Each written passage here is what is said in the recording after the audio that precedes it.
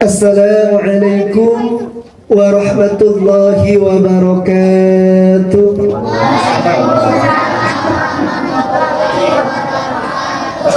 Masih kurang semangat. Assalamualaikum warahmatullahi wabarakatuh.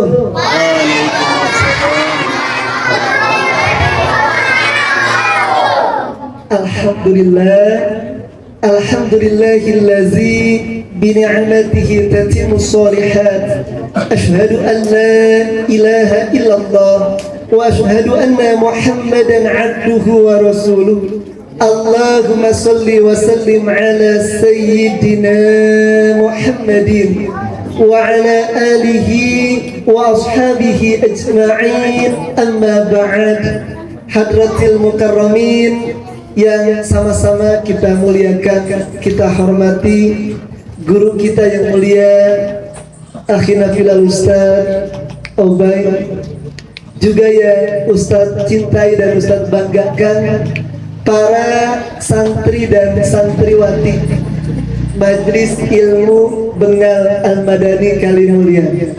Alhamdulillah pada kesempatan sore menjelang malam kali ini Allah takdirkan, Allah ringankan langkah kaki kita dari rumah menuju tempat yang mulia ini, ya, dalam kerangka thalabul ilmi. Semoga langkah kaki kita dan duduknya kita di majelis ilmu ini senantiasa menjadi wasilah Allah masukkan kita menjadi golongan anak-anak yang soleh dan solehah. Baik anak-anak yang soleh dan solehah, hari ini kita mencoba bermuzakarah, mengingat beberapa hadis, beberapa kalam Allah yang dituliskan oleh musannif dalam kitab Riyadhus Shalihin. Siapakah pengarang kitab ini?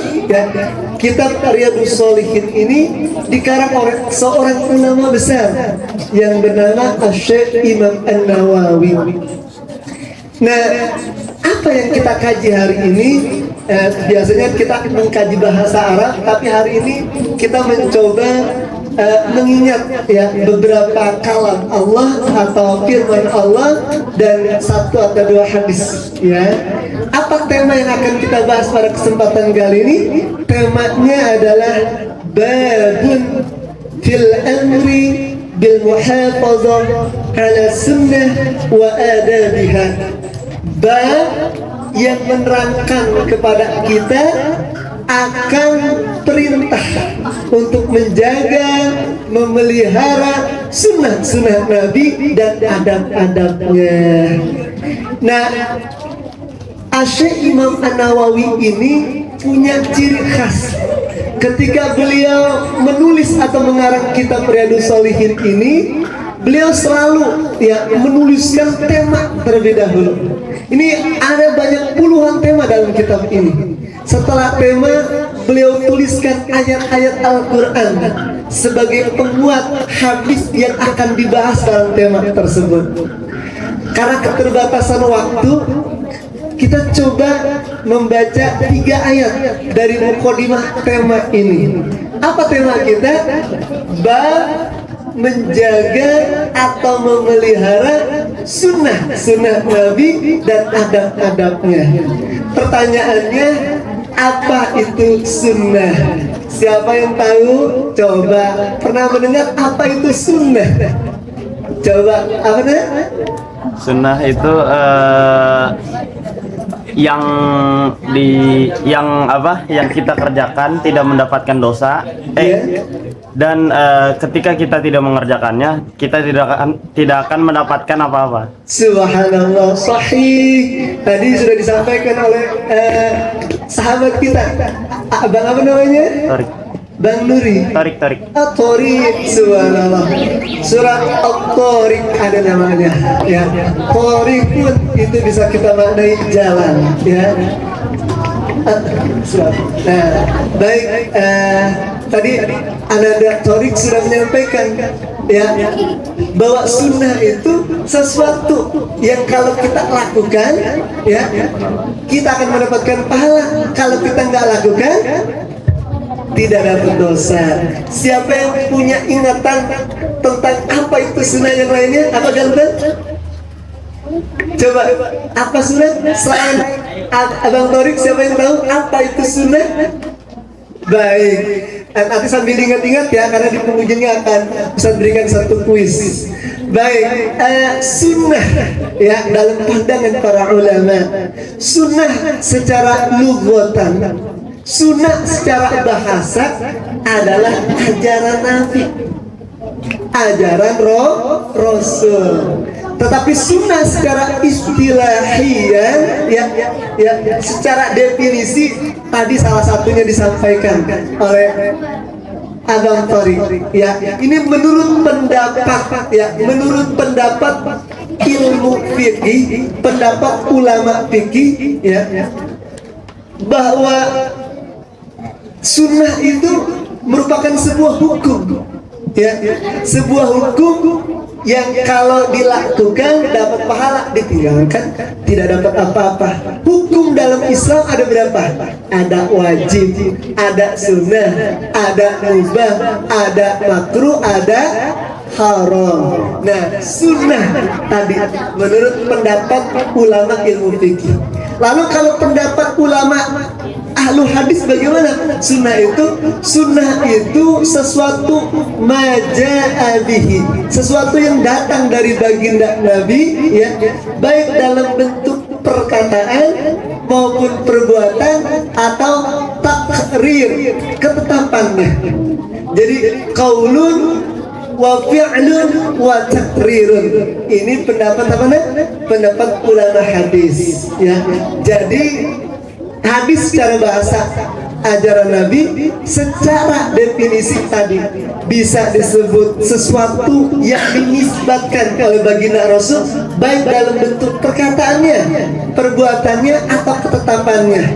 Atau kalau pendapat ulama fikih itu merupakan hukum yang kalau dikerjakan dapat pahala, ditinggalkan tidak dapat apa-apa. Baik, kita sudah pahami pengertian sunnah. Nah sekarang bil muhafadzah ya, menjaga itu mesti memeliharanya, mendawakannya, melakukannya. Nah baik, kita coba baca 1, 2, 3 ayat dari mukadimah bab yang kita bahas ini nah ya.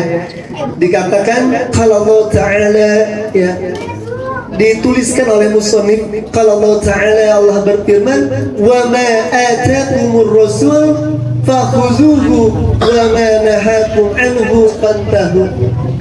Dan apa-apa yang datang dari Rasul, dari Nabi ya, fakhuzuhu, ambillah. Apa-apa yang diperintahkan oleh Nabi ya, kerjakanlah ya. Wa ma nahakum ya, dan apa-apa yang dilarang sama Nabi ya, tinggalkanlah, jauhkanlah. Jadi pendapat ulama, apakah semua sunnah itu ya perintahnya wajib kita lakukan ya? Pendapat ulama usul fiqh ya, sebenarnya kalau kita lihat usul fiqh ya, sesuatu al-amru, asalnya perintah itu adalah wajib. Tapi ada pendapat ya, dia bisa menjadi sunnah, dia juga bisa menjadi doa. Baik, kita lanjutkan ayat yang keduanya. Wa ma yantiqu 'anil hawa in huwa illa wahyun yuha. Dan apa-apa yang dinantikan, disampaikan, diucapkan oleh baginda Nabi ya, bukanlah dari hawa nafsunya Nabi itu sendiri ya. In huwa, tapi dia adalah wahyun yuha, wahyu dari Allah Subhanahu wa Ta'ala.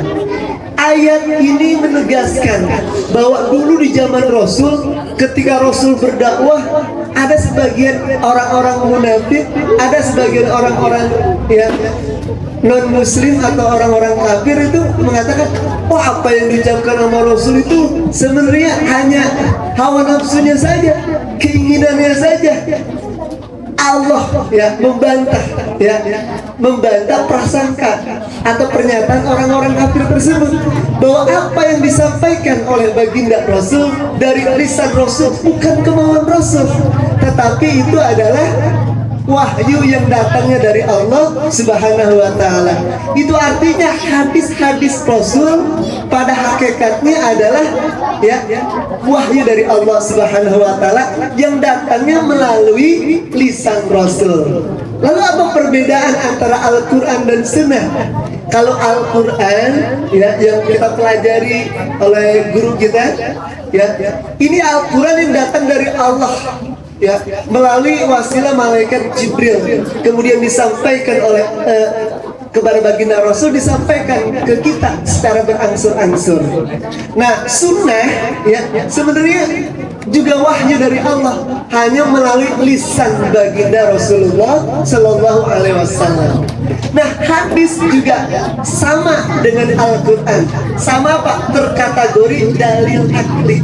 Dalil akli itu ada dua jenis, ada dalil Al-Quran dan dalil hadis. Dalil terbagi menjadi dua, ada dalil nakli dan dalil akli. Dalil nakli Al-Quran dan hadis. Dalil akli ijtihad para ulama. Baik, ayat yang ketiga yang terakhir nih. Nanti setelah ini kita akan coba gambarkan apa sunnah yang sederhana yang kita lakukan dalam keseharian kita. Di ayat yang ketiga ini musannif pengarang kitab ini menuliskan mengambil salah satu literasi Al-Qur'an, "Qul in kuntum tuhibbunallah fattabi'uni yuhibbukumullah wa yaghfir lakum dzunubakum." Katakanlah jika engkau mencintai Allah, fattabi'uni, maka ikutilah aku, kata baginda Rasul. Yuhibbukumullah wa yaghfir lakum dzunubakum. Niscaya Allah akan mencintai kamu dan Allah akan ampuni dosa-dosa kamu. Ayat ini kalau kita lihat di dalam tafsir Ibnu Katsir, syarat utama, syarat mutlak kita dapat cintanya Allah adalah harus mengikuti sunnah Nabi, harus mengikuti ajaran Nabi. Coba Bang Tarik, udah punya kenalan kekasih belum? Contoh Abang Tarik ini contoh aja ya. Misalkan di sini ada kakak kelas kita yang sudah kuliah, suka sama akhwat misalkan. Kira-kira dia kalau hanya sekedar mencintai enak atau tidak? Yang enak itu ketika kita mencintai seseorang, kita mencintai dia dan dia mencintai kita. Itu yang paling sempurna. Ketika kita suka dengan seseorang, kita mencintai dia dan dia mencintai kita. Begitupun sama, kita mencintai Allah, mungkin kalau lisan kita I love Allah, I love Allah, aku cinta Allah, itu mudah. Tapi yang susah itu apa coba? Mendapat cintanya Allah. Pertanyaannya, bagaimana cara kita dapetin cinta Allah? Orang kalau udah dapet cinta Allah luar biasa. Apa yang dia mau, apa yang dia pengen terkabul, mudah, hidupnya senang, hidupnya bahagia. Kamu kalau dicintai sama pejabat, sama presiden, kira-kira fasilitas dunia dapat atau tidak? Dapat. Begitupun kita, ketika kita dicintai sama Allah, bukan hanya fasilitas dunia, fasilitas akhirat yang di surganya Allah, insya Allah akan kita dapati. Pertanyaannya, bagaimana agar kita dicintai sama Allah? Ini ayat ini mengajarkan kepada kita, "Qul in kuntum tuhibbunallah fattabi'uni yuhibbukumullah wa yaghfir lakum dzunubakum." Katakanlah jika engkau mencintai Allah, ikuti aku, kata baginda Rasul. Niscaya Allah akan mencintai kamu dan mengampuni dosa-dosamu. Apa? Itu kuncinya Pak, cintai, ikuti Rasul. Mengikuti Rasul artinya mengikuti sunnah Rasul, mengikuti ajaran Rasul. Apa ajaran Rasul yang paling gampang, paling sederhana yang sering kita lakukan? Habis ini yang ganteng-ganteng semuanya sama yang soleh-soleh pulang ke rumah kan? Sampai di rumah secara umum ya yang dilakukan makan malam. Makan mah. Nah, bagaimana cara makan yang diajarkan oleh baginda Rasul? Bagaimana sunnah makan dan minum yang dicontohkan sama Rasul? Kalau kita mau dicintai Allah, ikuti sunnah-sunnah Rasul, ikuti ajaran-ajaran Rasul. Contoh-contoh, nanti ketika Naufal pulang sampai di rumah, haus kan? Minum air, buka, ambil air dari dispenser. Adab Rasul ketika minum, adabnya duduk, tidak boleh berdiri. Kemudian ambil air minumnya menggunakan tangan kanan. Ketika habis menggunakan tangan kanan, baca apa?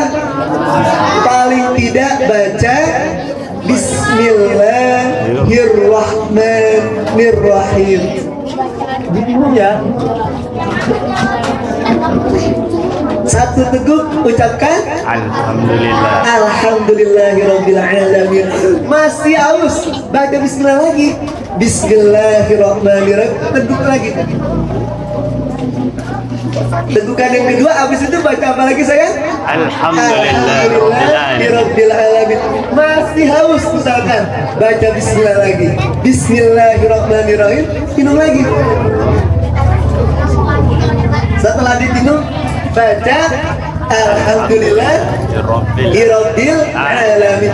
Itu satu sunnah Rasul, ajaran Rasul yang kalau kita mau dicintai Allah sederhana. Ketika kita mau minum, kita ambil, duduk, baca bismillah. Kalau baca doa mau makan boleh gak? Boleh. Paling tidak, paling pendek doanya Bismillahirrahmanirrahim. Ambil airnya, ucapkan bismillah, kita teguk pelan-pelan ya. Selesai, ucapkan alhamdulillah. Masih haus, baca bismillah, teguk sekali lagi, ucapkan alhamdulillah. Masih haus, teguk sekali lagi ya. Setelah selesai, baca alhamdulillah. Itu adab apa nih? Adab minum yang dicontohkan oleh Rasul. Yang kedua, tentunya banyak di antara kalian habis pulang dari sini ngapain coba di rumah? Makan. Makan kan? Apa adab makan yang diajarkan sama Rasul? Makannya dengan 3 jari. Jari telunjuk, jari jempol, telunjuk dan jari tengah.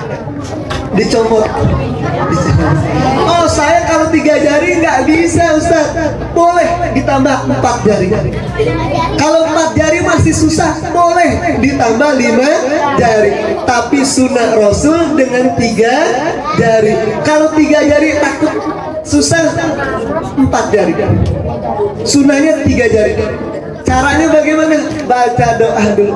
Doa mau makan. Allahumma barik lana fima rozaqtana wa qina adzabannar. Setelah itu ngapain nak? Ya, misalkan ini piring nasinya, ambil dengan 3 jari. 3 jari terasa kurang, tambah 1 jari. Diambil, dimasukkan ke dalam mulut kita. Dimamah. Berapa banyak mamahan? Berapa banyak gigit kunyahan? 33 kali kunyahan.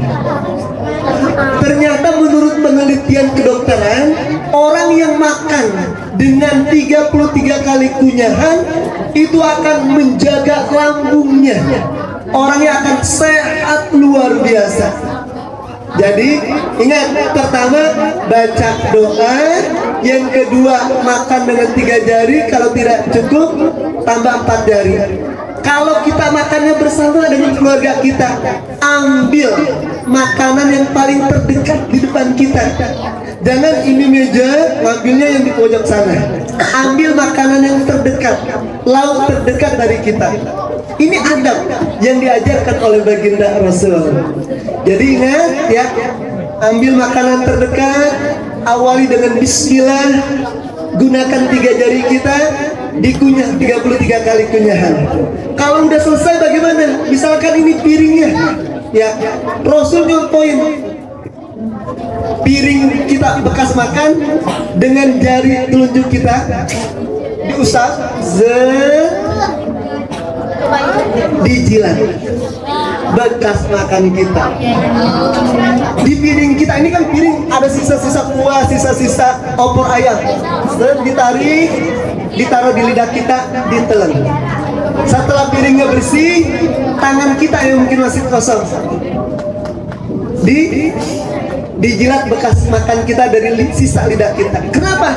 Karena ternyata sisa-sisa makanan yang ada di piring dan di sela-sela tangan kita ini itu aksarul barokah. Banyak sekali keberkahan di sana. Ini dari dua jenis sunnah Rasul, makan dan minum. Biasanya nih teman-teman, habis makan dan minum terasa apa? Kenyang dan ya, kalau bisa jangan langsung tidur, minimal 1-2 jam baru tidur. Nah sekarang bagaimana Rasul ngajarin ketika kita tidur? Apa adab Rasul mencontohkan ketika kita tidur? Ambil air wudhu. Kalau kuat, sholat sunnah 2 rakaat. Setelah itu baca doa mau tidur. Ya, setelah baca doa, bagaimana posisi tidur yang baik? Ya, tidur yang baik bagaimana posisinya? Menghadap kanan. Berbaring ke kanan. Coba Mas Novel maju kemari. Apa? Di sini saya. Ini anggap bantal. Ya, coba di sini. Coba tidur, kaki di sini saya. Kakinya di sini, palanya di sini. Tidur Rasul yang baik bagaimana? Tangan kanannya yang mana? Angkat tangan kanan. Ini tangan kanan ya. Berarti tidurnya miring ke kanan. Coba miring ke kanan. Ini contoh mau laki-laki maupun perempuan. Perhatikan, mau laki-laki maupun perempuan, contoh tidur yang dicontohkan oleh baginda Rasul miring ke kanan. Yang seperti ini boleh. Dalam satu hadis, tangan kanannya di bawah pipi saya. Tangan kanan di bawah pipi. Nah, di bawah pipi. Pipinya seperti ini. Telapak tangan kanan ditaruh di pipi kita. Nah, ini seperti ini. Ini tidur yang dicontohkan oleh baginda Rasul. Apa manfaat tidur yang seperti ini? Manfaat secara ilmu kedokteran, ya, tidur yang seperti ini tidak memaksa saraf-saraf otak untuk bekerja. Tidur yang seperti ini, tidur yang dicontohkan oleh baginda Rasul. Tidur yang seperti ini akan Allah mudahkan untuk bangun malam, untuk sholat tahajud. Nah, pertanyaan yang kedua, bagaimana kalau tidurnya ke kiri? Dalam ilmu kedokteran, ya, nanti mana yang akhwat nih, suatu saat nanti menikah, kemudian menjadi hamil, ibu hamil, kalau datang ke dokter spesialis obgyn, ya, itu dokter spesialis obgynnya nyaranin apa? Tidurnya ke sebelah kiri, ya, untuk yang wanita hamil. Nah, kalau tidur ke sebelah kiri, ya, ini biasa negatifnya, ya, membuat dia malas dan membuat dia susah bangun untuk sholat tahajudnya. Tetapi bolehkah tidur sebelah kiri? Boleh sesekali. Tetapi usahakan sesering mungkin tidur dengan miring ke kanan. Tidur yang dilarang oleh Rasul atau tidurnya syaitan, tidur yang tengkurap. Coba tidur tengkurap sayang. Tengkurap bagaimana tengkurap? Ya, oke. Tidur tengkurap yang dilarang oleh baginda Rasul. Ya, oke, terima kasih teman. Baik, ada 3 contoh yang sudah dicontohkan oleh baginda Rasul, ya. Kalau kita makan, minum seperti tadi yang dicontohkan Rasul, kemudian tidurnya miring ke kanan, insya Allah kita akan dicintai sama Allah Subhanahu wa Ta'ala. Ini baru contoh. 5 menit lagi nggak apa-apa kan? Yang ketiga, yang keempat, ya. Nanti kita lanjutkan lagi. Ini contoh. Siapa di antara kamu yang pengen dicintai sama Allah? Ya, tentunya setiap dari kita pengen ya. Maka solusinya apa? Ikuti sunnah Rasul, ikuti ajaran Rasul. Di antara ajaran dan sunnah Rasul yang paling gampang kita lakukan tadi, makan. Ya, menggunakan tangan kanan, ya, minum menggunakan tangan kanan. Kalau ketika makan gunakan 3 jari, ketika tidak cukup tambah 4 jari. Dikunyah sebanyak 33 kali kunyahan. Makan dan minumnya tidak berdiri. Kemudian tidurnya berbaring ke kanan. Nah, lalu yang terakhir, kalau kita mau dicintai oleh Allah, ya, perbanyaklah salawat atas baginda Rasul. Rasul ingatkan dalam salah satu hadisnya, man shalla alayya sholatan wahidah sallallahu alaihi asyaratu shalawatin. Barang siapa orang bersalawat atasku 1 kali saja, Allah akan memberikan 10 rahmat buat dirinya. Kalau kita lihat dalam Al-Quran, kita lihat dalam banyak literasi hadis, ketika Allah memerintahkan kita sholat, ketika Allah memerintahkan kita zakat, berpuasa, pergi haji, Allah nggak melakukan itu. Tetapi ketika Allah memerintahkan kita untuk bersalawat, Allah bersalawat. Begitu pun para nabinya, para malaikatnya. Allah tegaskan dalam firman-Nya, innallaha wa malaikatahu yusholluna 'alan nabi ya ayyuhallazina amanu shallu 'alaihi wa sallimu taslima. Coba siapa yang mampu bersalawat? Timbil kulub, angkat tangannya. Maju yang di belakang. Ini dapat hadiah. Coba. Ayo maju ke depan. Sini saya. Maju nggak apa-apa yuk.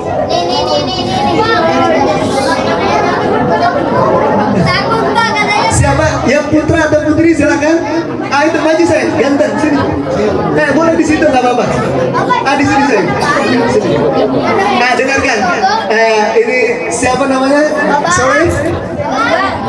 Siapa namanya? Bapak. Boleh duduk di sini saya ya. Coba. Mau bersalawat apa? Timbil kulub. Silakan. Yang nanti. Allahumma sholli wa sallim wa barik alaihi wa alihi. Allah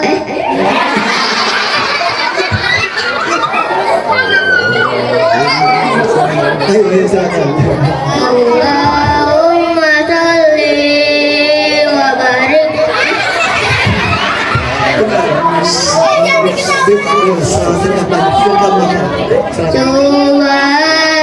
walhamdulillah wa la ilaha illallah.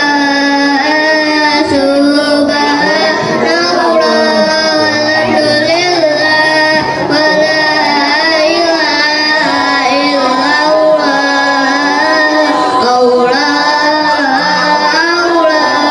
Allah ya Allah. Subhanallah. Tadi siapa namanya, Nek? Nih, ya kalimat thayyibah yang dibacakan oleh sahabat kita ini luar biasa. Nanti beli es krim pulang dari sini ya. Baik. Baik. Sebenarnya contoh salawat banyak. Ada salawat Jibril. Ada salawat Jibril. Sallallahu alaihi Muhammad. Sallallahu alaihi wasallam. Sallallahu alaihi Muhammad. Sallallahu alaihi wasallam. Itu salawat Jibril. Ada namanya salawat Ibrahimiyah yang sudah kalian hafal. Allahumma sholli ala Sayyidina Muhammad wa ala ali Sayyidina Muhammad kama shallaita ala Sayyidina Ibrahim wa ala ali Sayyidina Ibrahim wa barik ala Sayyidina Muhammad wa ala ali Sayyidina Muhammad kama barakta ala Sayyidina Ibrahim wa ala ali Sayyidina Ibrahim fil alamina. Itu nama salatnya salawat Ibrahimiyah. Ingat, 5 menit terakhir. Satu kisah muktabar. Suatu ketika Rasul lagi duduk ya di serambi masjid, tiba-tiba didatangi oleh 4 malaikat. 4 malaikat itu yang pertama malaikat Jibril. Dia, ya Rasul, aku ingin memberikan satu kabar gembira kepadamu. Kata malaikat Jibril, Apa kata beliau? Kata malaikat Jibril, barang siapa orang di antara umatmu yang bersalawat kepadamu 10 kali aja dalam sehari semalam, aku akan sujud di hadapan Allah sampai Allah sujud di hadapan Allah meminta agar umatmu itu diampuni, dan aku nggak akan bangkit dari sujudku sebelum Allah ya mengampuni umatmu itu. Nah, ini kabar gembira disampaikan oleh malaikat Jibril. Kemudian malaikat yang kedua datang. Siapa nama malaikatnya? Malaikat Israil. Datang memberikan kabar gembira kepada baginda Rasul. Ya Rasulullah, ya, aku ingin memberikan kabar gembira kepadamu. Barang siapa orang dari salah seorang umatmu yang bersalawat kepadamu 10 kali aja dalam sehari semalam, kelak ketika ajalnya datang akan aku cabut ajalnya, nyawanya, sebagaimana aku mencabut nyawa para anbiya. Malaikat yang ketiga datang. Ya Rasulullah, aku ingin memberikan kabar gembira kepadamu. Ya, ini malaikat Mikail namanya ya. Barang siapa di antara umatmu yang bersalawat 10 kali aja dalam sehari semalam, kelak ya ketika dia akan berjembat di jembatan Sirat, aku akan gendong dia. Di saat kebanyakan orang yang sedang tertatih-tatih melewati jembatan Sirat itu. Dan malaikat yang keempat adalah malaikat Israfil. Ya, ketika beliau datang menghadap baginda Rasul, ya Rasul Allah, aku ingin memberikan kabar gembira kepadamu. Barang siapa orang bersalawat atasmu 10 kali aja ya dalam sehari semalam, niscaya ketika nanti di padang mahsyar akan aku payungi dia di saat orang sedang kepanasan pada saat itu. Nah, dari kisah ini memberikan satu motivasi buat kita. Kalau kita mau disayang Allah, mau diberikan perlindungan kelak di yaumil kiamat, salah satunya apa? Banyak bersalawat atas baginda Nabi. Bisa salawatnya pendek, sallallahu ala Muhammad sallallahu alaihi wasallam, atau Allahumma salli ala Muhammad Allahumma salli alaihi wasallim. Boleh seperti itu. Baik, ada satu pertanyaan terakhir, silakan. Bebas pertanyaannya, boleh? Ya, bebas pertanyaannya. Nanti dari Ikhwannya boleh. Silakan, pertanyaannya apa nih? Aku mau nanya, Ya. bagaimana kedudukan sunnah dalam Al-Quran? Subhanallah, bagus sekali. Ya. Oke, ada lagi, cukup satu-satu dulu ya. Baik, pertanyaan dari Ananda, siapa tadi? Iki. Subhanallah, bagus. Bagaimana kedudukan sunnah dalam Al-Quran? Kita lihat ya, ya. Tadi dalil itu terbagi menjadi dua. Ya, ada yang namanya dalil nakli dan yang kedua dalil akli. Dalil nakli tingkatan pertamanya adalah Al-Quran, tingkatan kedua adalah sunnah. Pertanyaannya, apa kedudukan sunnah dalam Al-Quran? Kedudukan sunnah dalam Al-Quran itu sama-sama dalil nakli dan sama-sama wahyu Allah. Hanya dia rujukan hukum nomor 2. Ketika kita ingin menentukan hukum dalam kehidupan kita, ada 4 cara. Pertama, menggunakan Al-Quran. Yang kedua, menggunakan sunnah. Yang ketiga, menggunakan qiyas. Yang keempat, menggunakan ijtihad para ulama. Baik, bagus sekali pertanyaannya. Ada satu terakhir dari Putra. Bebas. Ya, boleh deh, silakan. Apa pertanyaannya?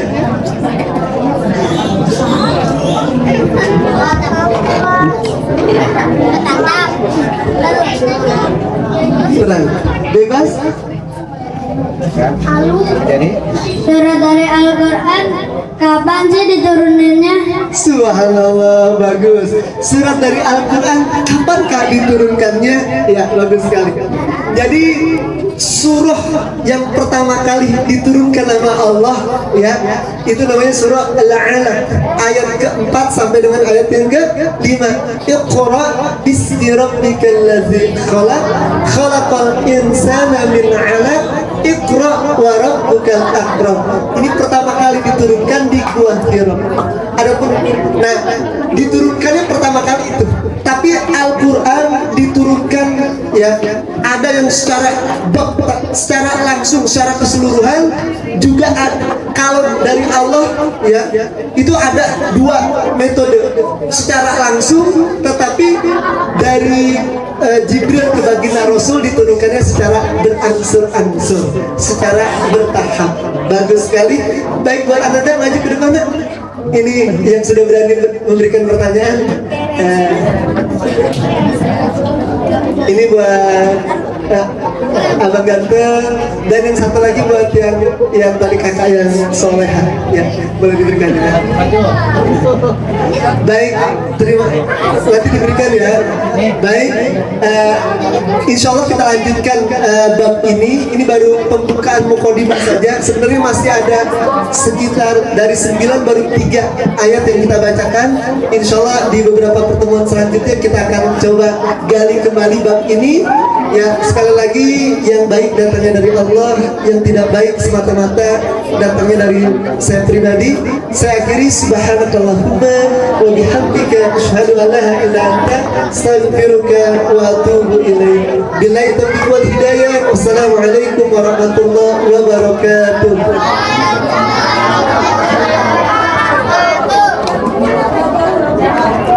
Allahumma sholli Sayyidina Ibil Qulubi wa dawaiha wa afiyati abadani wa shifaiha wa nuril absari